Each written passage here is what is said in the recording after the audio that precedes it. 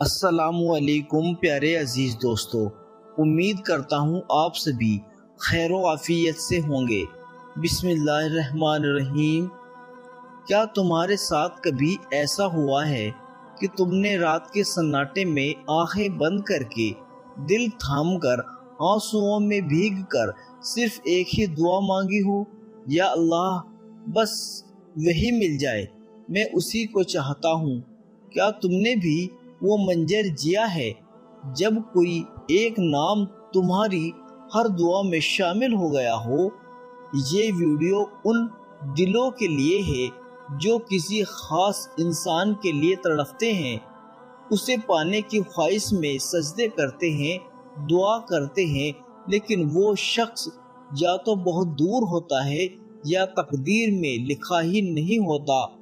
جب ہر سجدے میں اس کا چہرہ سامنے آ جاتا ہو، جب تمہارے ہونٹوں پر بے شک الفاظ اللہ کے لیے ہوتے ہیں لیکن دل صرف اسی انسان کی طرف دیکھ رہا ہوتا ہے، یہ کوئی معمولی احساس نہیں ہوتا، یہ وہ مقام ہوتا ہے جب تمہاری محبت عبادت بن چکی ہوتی ہے۔ لیکن سوال یہ ہے، کیا تمہاری محبت اللہ کی رضا کے مطابق ہے؟ کبھی کبھی ہم دل سے دعا کرتے ہیں مہینوں سالوں تک، لیکن سامنے سے کوئی جواب نہیں آتا، نہ اس انسان کی طرف سے کوئی اشارہ، نہ اللہ کی طرف سے کوئی نشانی، بس ایک لمبی خاموشی، ایک عجیب سا انتظار جو دل کو سوالوں سے بھر دیتا ہے۔ یا رب، کیا تو نے میری سننا بند کر دی ہے؟ کیا وہ شخص میری قسمت میں نہیں ہے؟ کیا میں اپنی محبت میں غلط ہوں؟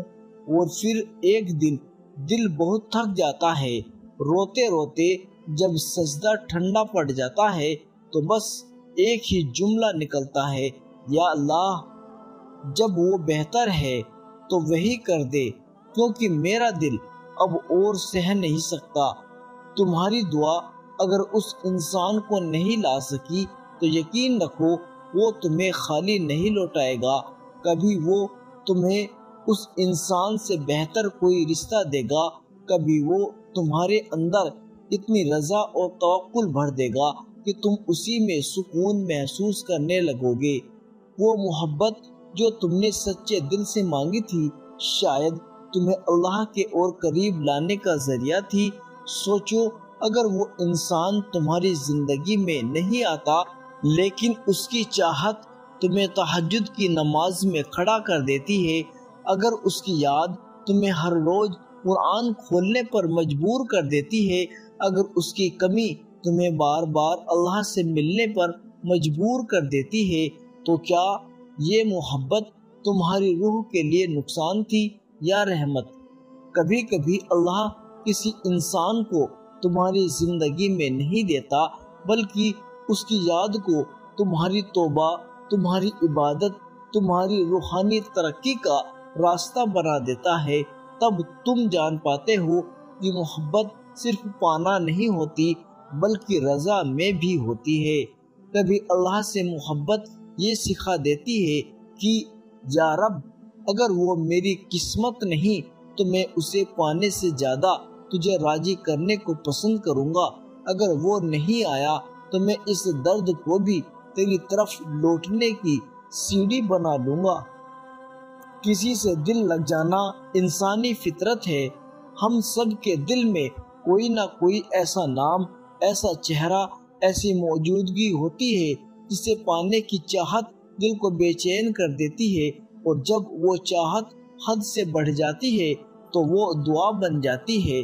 ہم سجدوں میں گرتے ہیں، ہم تہجد میں روتے ہیں، ہم روزہ رکھتے ہیں، صدقہ دیتے ہیں، نفل پڑھتے ہیں، صرف ایک شخص کے لیے۔ ہم اللہ سے کہتے ہیں، یا رب، اگر وہی میری تقدیر ہے تو مجھے اسے عطا کر، نہیں تو میری چاہت ہی میری تقدیر بنا دے۔ لیکن کیا ہر چاہت قبول ہوتی ہے؟ یہی وہ سوال ہے جو دل کو توڑتا ہے۔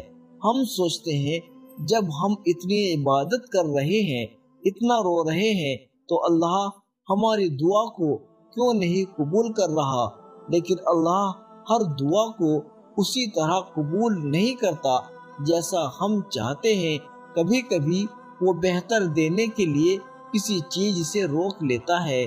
قرآن کہتا ہے، اور ہو سکتا ہے تم کسی چیز کو پسند کرو جبکہ وہ تمہارے لیے بری ہو، شاید وہ تمہیں اللہ سے دور کر دے گا، تمہاری روح کی سکون کو چھین لے گا۔ جب اللہ انکار کرتا ہے، جب اللہ تمہاری دعا کا جواب نہ میں دیتا ہے، تو سمجھ لو اس نے تمہیں بچایا ہے۔ وہ تمہارے ٹوٹے ہوئے دل کو دیکھ رہا ہوتا ہے، وہ تمہارے ہر آنسو کو گن رہا ہوتا ہے، وہ جانتا ہے کہ تم کس قدر درد سے گزر رہے ہو، لیکن پھر بھی وہ تمہیں روکتا ہے کیونکہ وہ تم سے زیادہ تمہیں جانتا ہے، کیونکہ وہ تمہیں آزماتا ہے، کبھی تمہارا امتحان لیتا ہے کہ کیا تم محبت میں اللہ کو بھول گئے ہو یا اسی کو تم سب سے اوپر رکھتے ہو۔ سب سے مشکل صبر وہی ہوتا ہے جب تم کسی کو پانے کی دعا کرتے ہو اور تمہیں اللہ روک دیتا ہے، جب تمہارا دل ہر بار اسی طرف لوٹتا ہے لیکن تقدیر کا دروازہ بند رہتا ہے، لیکن یہیں پر اصل ایمان زندہ ہوتا ہے۔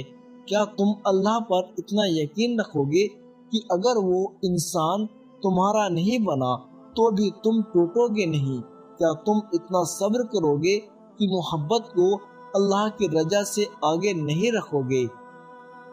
تہجد کی نماز میں تم نے جس انسان کے لیے رو رو کر دعا کی، اگر وہ تمہارا نہیں بنا تو جان لو اللہ نے تمہاری دعا ضائع نہیں کی، وہ تمہاری دعا اور سکون بن کر لوٹے گی، شاید کسی اور رشتے میں، شاید تمہارے دل کے سکون میں، یا شاید جنت کے دروازے پر ایک انعام بن کر۔